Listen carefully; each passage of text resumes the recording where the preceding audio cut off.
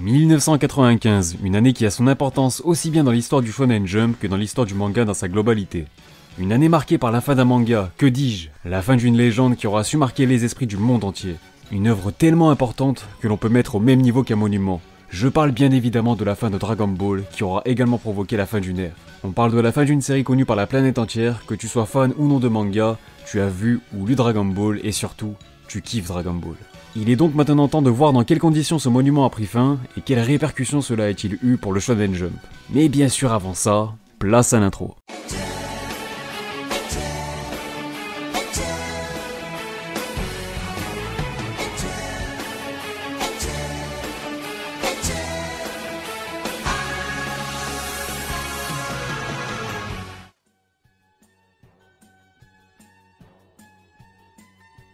Salut à tous, c'est Otakult. Comme vous l'avez compris, aujourd'hui je vous propose un bilan du Jump de l'année 1995 afin que l'on reste dans la continuité de l'âge d'or. Si ce n'est pas déjà fait, je vous invite par ailleurs à aller voir l'épisode centré sur l'année 1994, puisque cette vidéo lui fera office de suite directe. Et sinon, pour rappel, cette émission est basée sur les sommaires disponibles sur le site Comic Vine. Mais avant de nous attaquer au classement, je précise que j'ai exclu de ce dernier quelques nouveautés comme Sexy Commando Gaiden Sugoi Yo Masaru-san, qui avait débuté dans le dernier numéro de l'année, ou encore des séries comme Bakudan, Kaosu Konsoya et Mizu no Tomodachi, qui ont également signé un nombre de présences insuffisant, et par souci d'équité avec les autres séries ayant effectué une année pleine, ou quasi pleine pour la plupart, je ne les ai donc pas ajoutées au classement. Il en va de même pour le one-shot Oshiwo Tsugumon ainsi que Genki Yade, et enfin Level E de Yoshihiro Togashi a bien débuté en 1995, sous un rythme mensuel, par conséquent seulement 3 chapitres étaient parus dans le magazine cette année-là. Bref, sur ce ne perdons pas plus de temps, je vous propose de découvrir le classement de l'année 1995 du Shonen Jump, composé de 26 mangas. Et on retrouve cette fois-ci Osama wa Aroba Atari Teikoku no Gyakushu à la dernière place du classement. Sa moyenne de 18,83 s'explique par le fait qu'il était souvent placé en fin de sommaire afin d'assurer le rôle de comédie attitrée du magazine. Cela n'est pas rare qu'une série bénéficie de ce statut, elle était donc placée volontairement et quasi systématiquement à chaque fin de numéro par les éditeurs. On peut malgré tout souligner une unique présence sur le podium qui démontre bien que c'est l'exception qui confirme la règle. À l'avant-dernière place, on retrouve Kagemusha Tokugawa Ieyasu, méconnu du grand public malgré le fait qu'il s'agisse d'une série signée Tetsuo Hara, l'auteur du grand Hokuto no Ken. Malheureusement pour lui, sa notoriété n'avait pas su faire la différence puisque la série fut arrêtée dans le numéro 13, donc après un total de 6 volumes, donc c'est pas non plus un grand succès. Destin similaire et même bien plus terrible pour Rash, qui vient compléter le trio de fin après cette très mauvaise moyenne de 17,43, alors je n'aurais techniquement pas dû l'ajouter au classement au vu de son faible nombre de présences, inférieur à 10, mais j'ai fait une petite exception puisqu'on parle d'une série de Tsukasa Ojo, voilà, vous connaissez mon amour pour cet auteur. Cette dernière a été poussée vers la sortie dans le numéro 9 en début d'année, après seulement 2 tomes. La 23e position revient à Maid Assassin qui échappe donc de peu à la zone rouge, bien que son 13,69 de moyenne n'aura pas été suffisant pour lui assurer une survie, puisqu'en effet la série a elle aussi été annulée après 27 chapitres et 5 volumes, mais il est important de relever que ces volumes 4 et 5 sont parus en 1996 et 1997, ce qui laisse penser que le manga avait finalement été transféré dans un autre magazine, au rythme de parution plus lent. Inconnu en France mais pourtant un beau succès au Japon, 1995 marque aussi la fin de la célèbre comédie Shin Jingle King Tarshan après 347 chapitres passés dans le Jump, ce qui démontre bien la performance de cette série qui aura tenu tout ce temps malgré la concurrence. Une dernière année malgré tout plus contrastée avec sa fin dans le numéro 18. Malheureusement 1995 fut aussi une année compliquée pour le manga JoJo's Bizarre Adventure qui apparaît à un bien triste 21e rang suite à cette décevante moyenne de 13,42, de quoi prouver une fois de plus que les ventes sont bien plus déterminantes que les classements du Jump dans la survie d'une série. On connaît tous la grande popularité de Diamond is Unbreakable et pourtant, cette quatrième partie avait elle aussi goûté régulièrement au bas du tableau. Place au top 20 que l'on entame par Ryudo no Sieg, une courte série de seulement 13 chapitres qui avait débuté dans le numéro 24 avant de prendre fin dans le double numéro 36-37 après une moyenne de 13. Inutile de préciser qu'il s'agit d'un flop de plus dans l'histoire du magazine. La 19e place revient cependant à un manga qui nous parle bien plus et qui nous est bien plus familier, puisqu'il s'agit du légendaire Furio Rakai Blues de Masanori Morita. Une année relativement décevante pour un pilier de l'âge d'or, seulement 12,48 de moyenne en 48 apparitions, Taisen Maeda avait tout de même eu l'honneur d'apparaître sur une des couvertures de l'année. 18e rang pour Bobonzaka High Drama Club qui affiche également un bilan assez contrasté comme nous l'indique son 12,33 de moyenne, ce qui reste cependant un peu plus convenable pour une comédie de ce genre qui a pris fin dans le numéro 30 après 141 chapitres. On enchaîne rapidement avec la 17e place qui revient à Mortal Commando Guy qui affiche une moyenne de 11,67, un manga qui avait effectué ses débuts dans le 32e numéro avant de prendre fin l'espace de 12 chapitres plus tard. Il est devancé par une nouveauté qui avait connu un destin assez similaire bien qu'elle ait duré un peu plus longtemps, à savoir Takeryu Oshi et ses 26 chapitres. On peut malgré tout noter qu'il avait eu droit à 2 lead color, ce qui n'est pas commun pour une nouveauté qui sera poussée vers la sortie assez rapidement. On arrive déjà au 15e rang qui revient malheureusement à Dragon Quest suite à une moyenne bien mitigée de 11,29, une prestation décevante pour un calibre de son genre qui le contraint à reculer de 3 places par rapport à l'année précédente. Je n'ai pas grand chose à rajouter de plus si ce n'est que l'on peut souligner un déclin progressif au fur et à mesure que l'on s'approchait de la fin du manga. L'année fut un poil plus positif pour le manga Jigoku Sensei Nube, bien qu'il nous propose à son tour un bilan assez contrasté. 48 présences pour 5 podiums et 3 trios de fin par exemple, ce qui lui vaut ce 10,75 de moyenne sur l'ensemble de l'année. On peut aussi noter qu'il avait bénéficié à 2 reprises du lead color, synonyme d'un gain de popularité, ce qui est plutôt flatteur pour un manga très peu connu chez nous, malgré le fait qu'il ait su se faire une place en plein âge d'or. 13e position pour une œuvre encore plus confidentielle mais qui parlera peut-être à certains connaisseurs, à savoir Karakuri Izoshi Ayatsuri Sakon. Les plus attentifs d'entre vous reconnaîtront peut-être les traits du grand Takeshi Obata puisque ce fut l'une de ses premières expériences dans le Shonen Jump, sa première avec le scénariste Miyazaki et Matsuharu. Ayatsuri Sakon avait effectué ses débuts dans le 23e numéro de l'année, mais malheureusement, cette série ne réussira pas non plus à Takeshi Obata puisqu'elle se fera arrêter quelques mois plus tard, pour un total de 4 tomes. On se rapproche du top 10 avec cette 12e place qui revient à Majima-kun Tsutobasu, l'une des réussites de 1995, bien que sa première année fût tout de même assez nuancée en termes de performance. Cela dit, il s'agit d'un manga qui a duré une bonne dizaine de tomes et qui a donc lui aussi su s'imposer dans une si rude période. 11e rang pour Shadow Lady qui a récolté un 10,24 de moyenne en 21 apparitions puisque la série avait été lancée dans le numéro 31. Et c'est encore un auteur de renom aux commandes qui n'est autre que Masakazu Katsura, principalement réputé pour ses œuvres comme Video Girl Eye, Eyes ou encore Z-Man, même si Shadow Lady restera une expérience bien éphémère dans la carrière de l'auteur puisque la série n'aura pas duré plus de 3 tomes. Place au top 10 que l'on entame avec un peu de football puisque l'on retrouve Captain Tsubasa, un 10,21 de moyenne en 48 apparitions pour la suite directe de cette œuvre culte.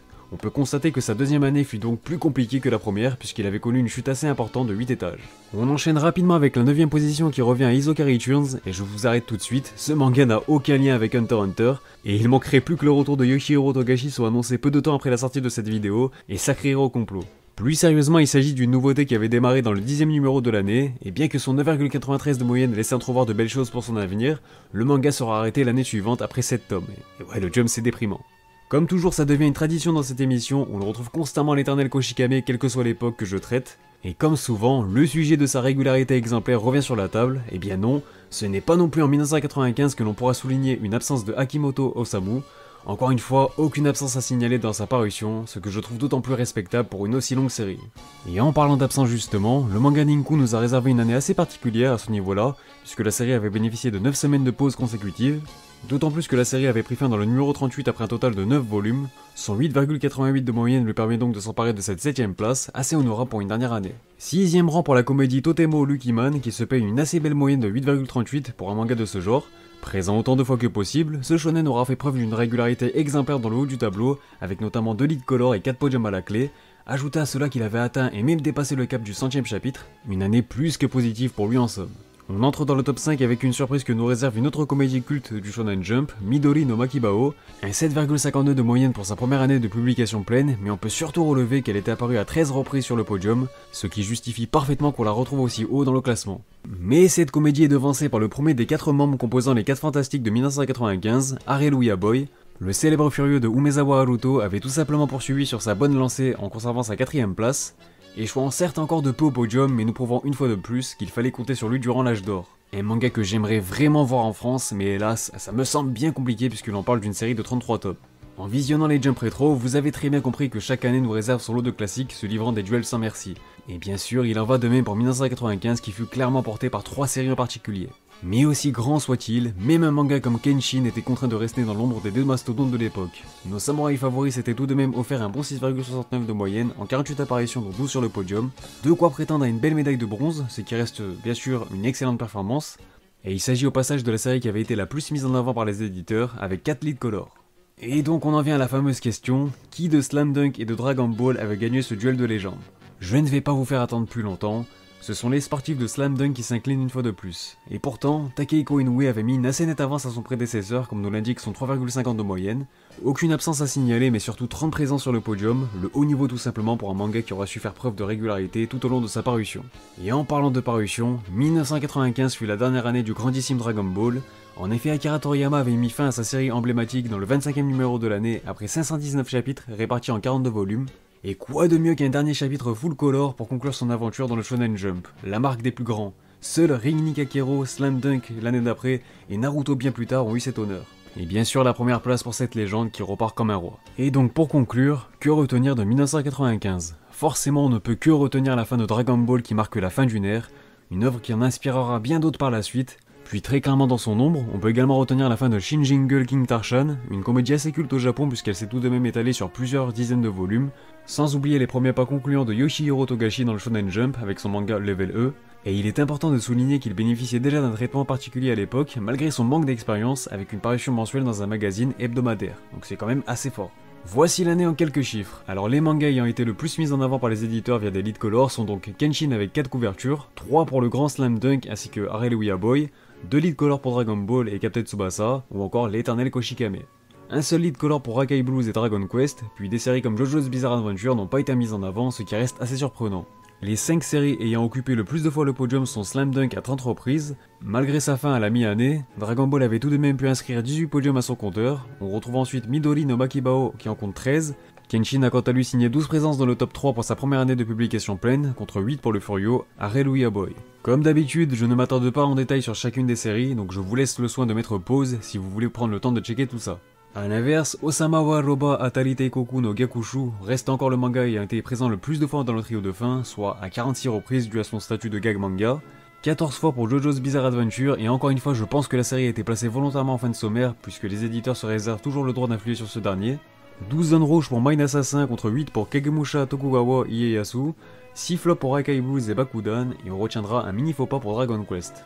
Et enfin, en ce qui concerne les grandes absences de l'année, seul le manga Ninku avait vu sa parution mise en pause sur 9 semaines consécutives. On arrive à la fin de cette vidéo, donc vous l'avez compris, c'est le moment de vous laisser avec un petit best-of des plus belles covers de l'année, et croyez-moi, il y avait encore du lourd en 1995.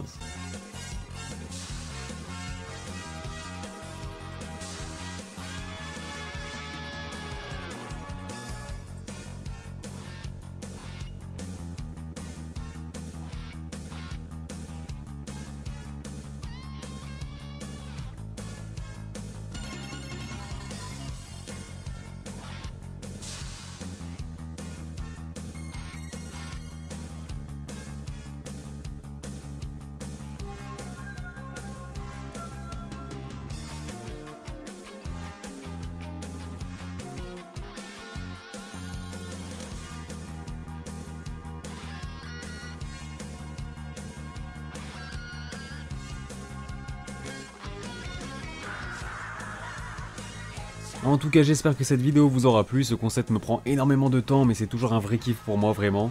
Mis à part ça, n'hésitez pas à vous abonner si mon contenu vous plaît et pour ne pas manquer les prochaines vidéos. La prochaine sera comme prévu encore une fois dans la continuité de celle-ci puisque on reviendra sur l'année 1996 qui est clairement une année de transition mais qui vous réserve tout de même de belles surprises.